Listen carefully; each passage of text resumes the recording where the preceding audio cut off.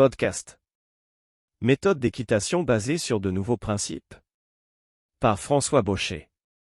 14e édition revue et augmentée. Préface et dernières innovations, du cheval en liberté, du sentiment, de la bouche du cheval et le professeur. Suivi du chapitre 1. Nouveaux moyens d'obtenir une bonne position du cavalier. Méthode d'équitation basée sur de nouveaux principes par François Baucher. Préface. L'homme a reçu du Créateur une intelligence supérieure à celle des animaux, non pour les asservir à ses caprices et leur infliger des mauvais traitements, mais pour en recevoir tous les services qu'il est en droit de leur demander. Le cheval, ce noble animal, est peut-être celui dont l'homme a le plus abusé, et les moyens dont on s'est servi pour le soumettre trahissent l'ignorance autant que la brutalité. Dès ma jeunesse, j'aimais le cheval, et, frappé de l'incertitude des principes énoncés par tous les auteurs qui ont écrit sur l'équitation, je cherchais à ouvrir une voie nouvelle et sûre à tous ceux qui s'occupent de l'éducation du cheval. En 1830, je fis paraître le dictionnaire raisonné d'équitation. La faveur du public me récompensa de mes laborieuses recherches et m'encouragea à persévérer dans mes efforts. Quelques années plus tard, parut ma nouvelle méthode qui souleva dans le monde équestre, d'une part, un grand enthousiasme, de la part de quelques-uns, une critique passionnée, trop passionnée pour être impartiale. 13 éditions se succédèrent en 25 ans, mes ouvrages furent traduits dans plusieurs langues et partout les amateurs et les officiers intelligents adoptèrent mes principes. J'ai déjà dit les causes qui avaient empêché ma méthode d'être introduite dans la cavalerie française, malgré l'avis presque unanime de messieurs les officiers consultés. Que ma plume se taise sur ce triste passé. Ma méthode permettait de donner à tous les chevaux l'équilibre du deuxième genre et les 26 chevaux que j'ai montés en public en ont été la preuve incontestable.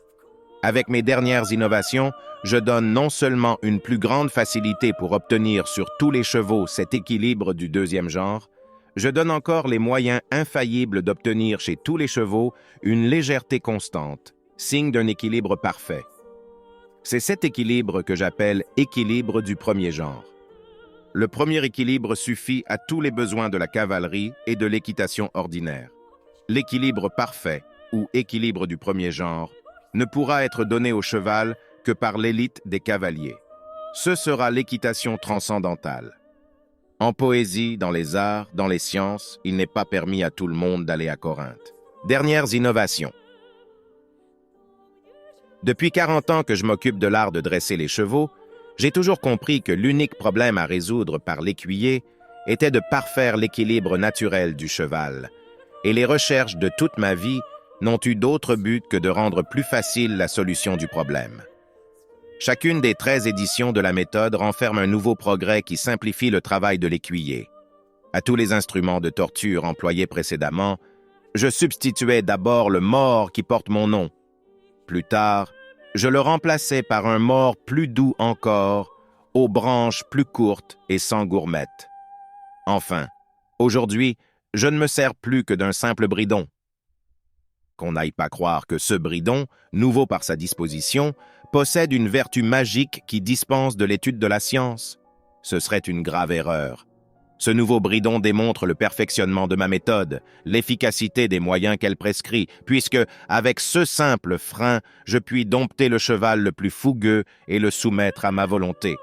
Quelque simples que soient les nouveaux moyens que j'indique, ils ne peuvent être bien compris dans leurs détails et dans leur ensemble que par un écuyer habile. Je dirais donc aux jeunes cavaliers, adressez-vous à un professeur imbu de tous mes principes et familiarisé avec la pratique de ma méthode. Lui seul pourra vous rendre facile et sûr la route à parcourir, en vous indiquant ses nuances diverses, ses effets multiples de mains et de jambes, ce je ne sais quoi que le sentiment perçoit, que l'œil du professeur saisit, mais que l'auteur ne peut écrire. Acquérez ainsi la science, apprenez à vous servir de ce nouveau bridon, et vous obtiendrez des résultats inespérés. Une fois le cheval dressé, vous pourrez, si tel est votre bon plaisir, employer à la promenade le mors que vous préférez, du cheval en liberté. Il n'est personne qui n'ait vu un cheval courant en liberté dans la prairie. Quelle souplesse, quelle légèreté dans tous ses mouvements. Prenez ce cheval, Mettez-lui une selle, une bride, et cherchez à l'astreindre à votre volonté. Quelle métamorphose! Ce cheval qui, en état de liberté, planait au-dessus du sol, se traîne péniblement et s'arrête entre vos jambes. Pourquoi? Le cheval libre, maître absolu de ses forces, dispose son poids comme il l'entend, pour exécuter ces mouvements si gracieux que nous admirons. Dès qu'il est monté par l'homme, il se sent gêné, paralysé dans sa liberté. Il est forcé d'abdiquer sa volonté, et il n'est pas encore capable de comprendre celle du cavalier. Il existe alors entre ces deux volontés un état transitoire d'incertitude qui explique de la part du cheval 16 résistances qui dégénèrent en défense sous son cavalier inexpérimenté. Comment détruire ces résistances avant-coureurs de la défense si le cavalier ignore que la cause de toutes les résistances réside dans le mauvais équilibre du cheval, par suite du désaccord qui existe entre l'avant et l'arrière-main? Les translations de poids ne sont faciles qu'autant que le cheval demeure droit, c'est-à-dire que les jambes de derrière soient sur la même ligne que celles de devant. Avec le cheval ainsi disposé, la force motrice peut agir avec égalité et simultanéité de contraction et de détente. L'effet sera transmis de l'arrière-main à l'avant-main sans décomposition de force et le cheval prendra facilement la position utile au mouvement demandé. Supposez, au contraire, le cheval ayant la croupe en dehors de la ligne des épaules, aussitôt cesse la juste répartition du poids, parce que telle partie est trop surchargée, telle autre trop allégée. Les contractions musculaires ne sont plus justes, l'instrument n'est plus d'accord, et au moindre changement de direction, la croupe vient faire arc-boutant aux épaules, et le cheval résiste. Si le cavalier ne se hâte de détruire la cause de ces résistances en mettant son cheval droit, il n'arrivera jamais à la légèreté parfaite et constante. Du sentiment. La routine traditionnelle veut que tout cavalier qui monte dans le manège suive la piste près du mur. Je préfère le voir se tracer une piste à 1 mètre de distance du mur, afin de m'assurer s'il sait maintenir son cheval droit, sans le secours d'un guide âne. De cette manière, le cavalier acquérera, outre le sentiment des lignes, ce juste accord qui lui permettra de discerner plus facilement la nature des contractions. Bonne, si la légèreté en est la conséquence. Mauvaise, lorsque les résistances du cheval augmentent au lieu de diminuer. Celui qui n'a pas le sentiment des contractions est incapable de juger la position du cheval, je veux dire de sentir si la distribution de son poids est convenable, si la force est harmonisée par rapport au mouvement à exécuter. Il ne peut donc ni préparer la position, ni la corriger, ni, par conséquent, atteindre le but qu'il s'est proposé, améliorer l'équilibre naturel du cheval en le rendant léger dans tous ses mouvements. Le sentiment se développe par l'exercice. L'essentiel est de suivre la progression que j'indique et de se pénétrer de la vérité du principe dont un seul mot exprime les conséquences. Équilibre ou légèreté. De la bouche du cheval. Le langage a été donné à l'homme pour dissimuler sa pensée, a dit le prince de Talleyrand. Plus loyal que l'homme, le cheval ne peut pas dissimuler ses impressions. Est-il content de son cavalier? Il lui témoigne sa satisfaction par la mobilité moelleuse de sa mâchoire. Surprend-il une faute, un oubli? Le meilleur cavalier peut se tromper. L'ami fidèle semble s'attrister. Il perd sa légèreté, son enjouement. Si le cavalier comprend cet avis donné à voix basse, s'il répare sa faute, le cheval se hâte de reprendre son air de gaieté et, par la mobilité de sa mâchoire, remercie son maître d'avoir écouté l'humble remontrance de son serviteur. Mais la faute s'aggrave-t-elle, l'ignorance et la vanité dédaignent-elles d'écouter les reproches discrets qui lui sont adressés? Alors le cheval retire sa confiance à ce maître dont il n'est pas compris. Il cesse tout échange de pensées et proteste par le mutisme contre l'ignorance de son cavalier. On peut contraindre un esclave à marcher, on ne peut l'obliger à vous témoigner sa satisfaction. J'ai dit que toutes les résistances du cheval proviennent de son mauvais équilibre. À qui la faute? Au cavalier. Toujours au cavalier, le professeur. Plus les formules de la science se simplifient, plus important devient le rôle du professeur instruit, chargé de transmettre fidèlement la pensée de l'auteur, de la faire appliquer et de démontrer la vérité de ses principes. J'écris qu'il faut avoir le cheval droit, et j'en dis la raison. Mais qui indiquera à l'élève que son cheval est ou n'est pas droit? Je parle des effets de main, de jambes et d'éperons employés tantôt séparément, tantôt simultanément. Qui dira au cavalier qui se sera trompé dans l'emploi de ses aides la cause de son erreur? Qui l'aidera à la réparer et à prévenir ainsi les conséquences graves qui en résulteraient? Je dis qu'il faut détruire toutes les causes de résistance du cheval, mais qui indiquera à l'élève les moyens justes, opportuns, qu'il devra employer, le degré de force dont il devra se servir? Qui développera le sentiment de l'élève par des conseils donnés à propos? Le professeur. Mais je parle du professeur élevé à mon école, imbu de mes perfectionnements, car lui seul pourra les transmettre fidèlement et donner les moyens de les appliquer toujours d'une manière juste, exacte. Je donne les principes, ils sont vrais. J'indique les moyens, ils sont exacts. Je fais connaître la progression des exercices, ils sont essentiellement abréviateurs.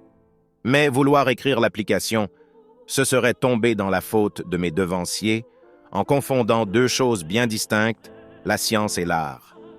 Si l'auteur est la pensée qui conçoit, la science qui formule, l'habile professeur sera la parole qui transmet, l'œil qui observe, la main qui fait agir. Chapitre 1. Nouveau moyen d'obtenir une bonne position du cavalier. On trouvera sans doute étonnant que dans les premières éditions, promptement épuisées, de cet ouvrage ayant pour objet l'éducation du cheval, je n'ai pas commencé par parler de la position du cavalier. En effet, cette partie si importante de l'équitation a toujours été la base des écrits classiques. Ce n'est pas sans motif, cependant, que j'ai différé jusqu'à présent de traiter cette question. Si je n'avais eu rien de nouveau à dire, j'aurais pu, ainsi que cela se pratique, consulter les vieux auteurs et, à l'aide de quelques transpositions de phrases, de quelques changements de mots, lancer dans le monde équestre une inutilité de plus. Mais j'avais d'autres idées.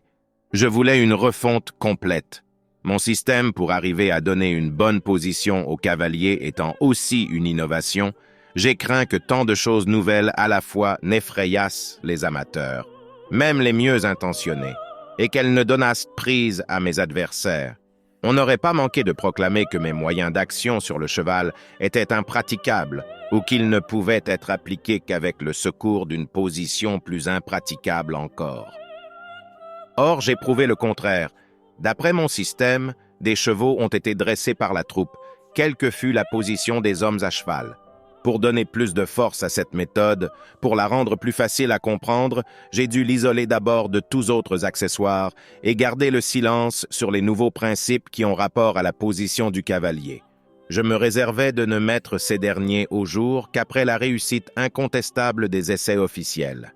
Au moyen de ces principes, ajoutés à ceux que j'ai publiés sur l'art de dresser les chevaux, j'abrège également le travail du cavalier, j'établis un système précis et complet sur ces deux parties importantes, mais jusqu'à ce jour confuses, de l'équitation.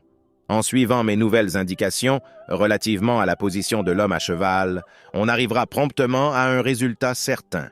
Elles sont aussi faciles à comprendre qu'à démontrer. 2 phrases suffisent pour tout expliquer au cavalier. Il est de la plus grande importance, pour l'intelligence et les progrès de l'élève, que l'instructeur soit court, clair et persuasif.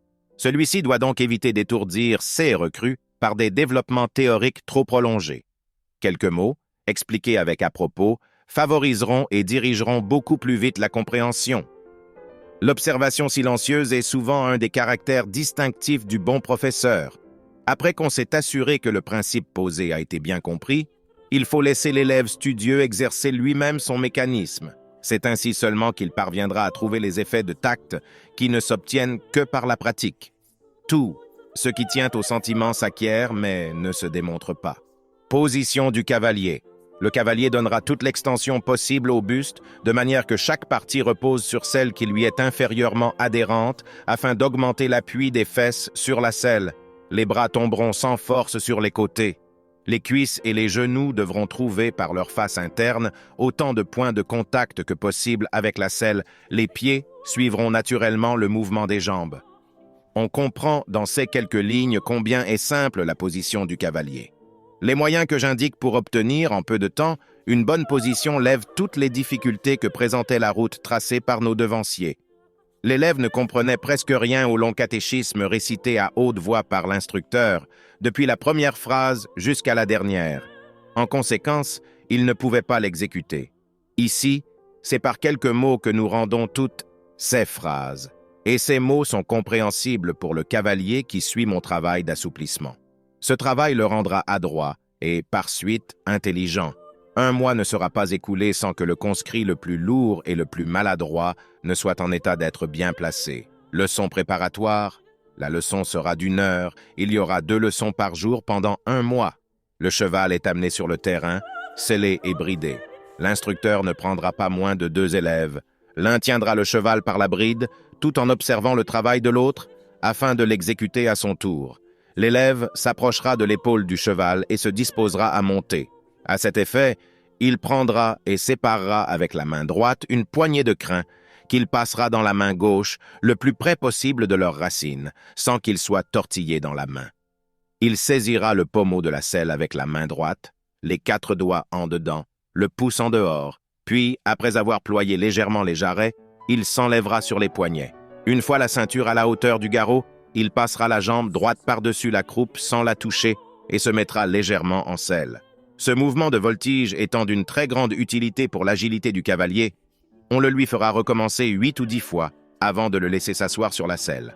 Bientôt, la répétition de ce travail lui donnera la mesure de ce qu'il peut faire au moyen de la force bien entendue de ses bras et de ses reins. Travail en selle. Ce travail doit se faire en place. On choisira de préférence un cheval vieux et froid. Les rênes nouées tomberont sur le col. Une fois l'élève à cheval, l'instructeur examinera sa position naturelle, afin d'exercer plus fréquemment les parties qui ont de la tendance à l'affaissement ou à la roideur. C'est par le buste que l'instructeur commencera la leçon. Il fera servir à redresser le haut du corps les flexions des reins qui portent la ceinture en avant. On tiendra pendant quelque temps dans cette position le cavalier dont les reins sont mous, sans avoir égard à la roideur qu'elle entraînera les premières fois. C'est par la force que l'élève arrivera à être liant et non par l'abandon tant et si inutilement recommandé. Un mouvement obtenu d'abord par de grands efforts n'en nécessitera plus au bout de quelque temps, parce qu'il y aura adresse et que, dans ce cas, l'adresse n'est que le résultat des forces combinées et employées à propos.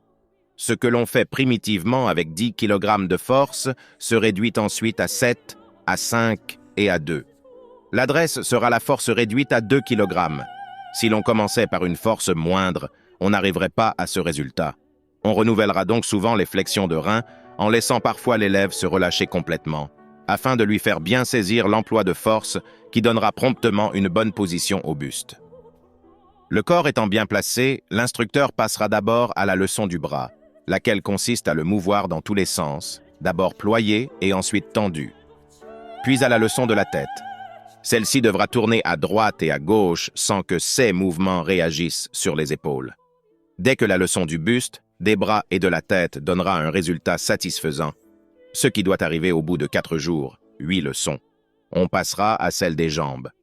L'élève éloignera, autant que possible, des quartiers de la selle l'une des 2 cuisses. Il la rapprochera ensuite avec un mouvement de rotation de dehors en dedans, afin de la rendre adhérente à la selle par le plus de points de contact possible. L'instructeur veillera à ce que la cuisse ne retombe pas lourdement. Elle doit reprendre sa position par un mouvement lentement progressif et sans secousse. Il devra, en outre, pendant la première leçon, prendre la jambe de l'élève et la diriger pour bien lui faire comprendre la manière d'opérer ce déplacement. Il évitera ainsi la fatigue et obtiendra de plus prompts résultats. Ce genre d'exercice nécessite de fréquents repos. Il y aurait inconvénient à prolonger la durée du travail au-delà des forces de l'élève. Les mouvements d'adduction, qui rendent la cuisse adhérente à la selle, et ceux d'abduction, qui éloignent. Devenant plus faciles, les cuisses auront acquis un liant qui permettra de les fixer à la selle dans une bonne position. On passera alors à la flexion des jambes. Flexion des jambes. L'instructeur veillera à ce que les genoux conservent toujours leur adhérence parfaite avec la selle. Les jambes se mobiliseront comme le pendule d'une horloge, c'est-à-dire que l'élève les remontera jusqu'à toucher le trousquin de la selle avec les talons. Ces flexions répétées rendront les jambes promptement souples, liantes, et leur mouvement indépendant de celui des cuisses. On continuera les flexions de jambes et de cuisses pendant 4 jours, 8 leçons. Pour rendre chacun de ces mouvements plus corrects et plus faciles, on y consacrera 8 jours, ou 14 leçons. Les 14 jours, 30 leçons, qui resteront pour compléter le mois continueront à être employés au travail d'assouplissement en place. Seulement, pour que l'élève apprenne à combiner la force de ses bras et celle de ses reins, on lui fera tenir progressivement des poids de 2 à 5 kg à bras tendus. On commencera cet exercice par la position la moins fatigante, le bras ployé, la main près de l'épaule, et on poussera cette flexion à la plus grande extension du bras. Le buste ne devra pas se ressentir de ce travail et restera maintenu dans la même position. Des genoux. La force de pression des genoux se jugera et même s'obtiendra à l'aide du moyen que je vais indiquer.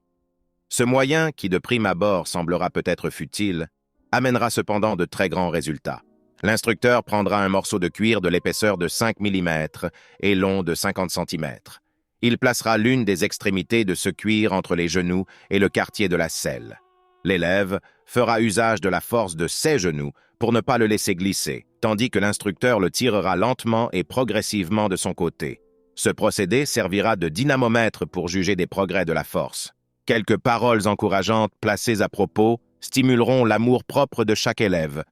On veillera avec le plus grand soin à ce que chaque force qui agit séparément n'en mette pas d'autres en jeu, c'est-à-dire que le mouvement des bras n'influe jamais sur leurs épaules.